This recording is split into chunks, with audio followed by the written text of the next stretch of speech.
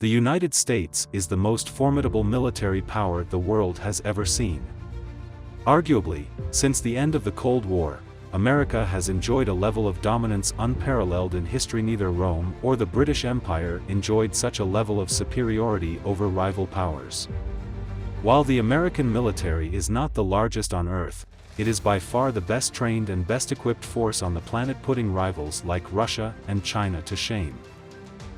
But it took generations to develop America's military into the world-beating force it is today, and it wasn't until the end of the Civil War that the US fielded armies that could challenge European militaries on the battlefield. From then onwards, it took 2 world wars before the US military finally established itself as the most dominant force on Earth. These are the 5 deadliest weapons ever made in American history. Number 1. The Gatling gun. Gatling received the first patent for the new firearm on November 4, 1862.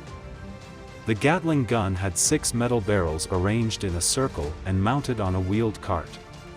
As the gun's operator turned the crank, a bullet entered a barrel from a magazine and then rotated to the firing position.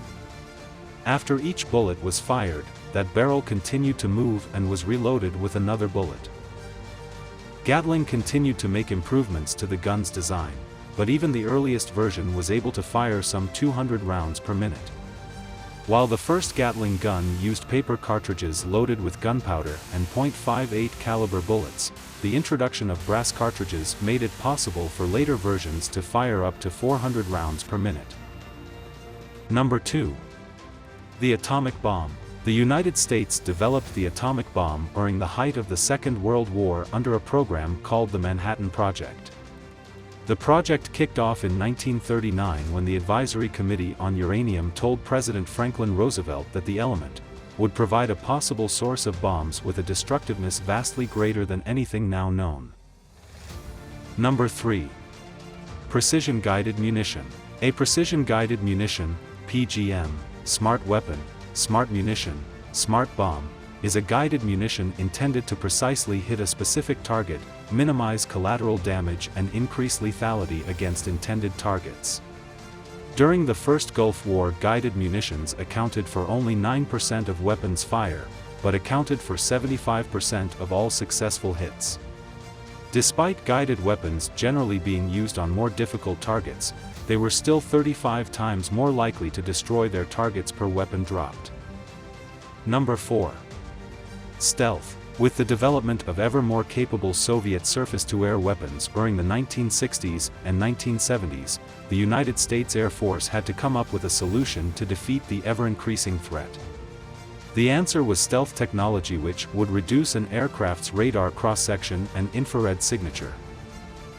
Ironically, it was a Soviet scientist by the name of Pyotr Ufimtsev who first discovered the equations to develop a low radar cross-section aircraft.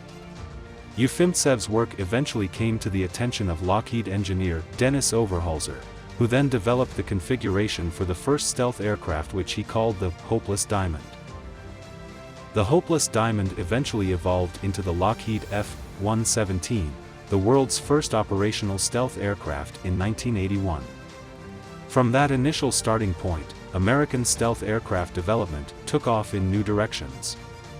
The B-2, F-22, F-35, and pretty much every other American stealth aircraft originate from those early efforts to defeat the Soviet air defense system. The net result today is the nearly unstoppable juggernaut that is the U.S. Air Force. Number 5. Drones. When Abe Karam first developed the NAT, which eventually evolved in the General Atomics MQ-1 Predator, he probably could not have imagined his invention would herald a revolution in the ways wars are fought. Instead of risking lives over the battlefield, American forces can fight remotely with these new systems. While initially considered a passing fad, the past 15 years have shown that unmanned aircraft are here to stay and war will never be the same. Indeed, aircraft without pilots might be the dominant weapon during the remaining decades of this century. As recently as yesterday, Navy Secretary Ray Mabus told an audience that the U.S. Navy will never buy another manned strike fighter again after the F-35C. And if Mabus' vision comes to fruition, unmanned aircraft will give the U.S. unmatched capabilities well into the future.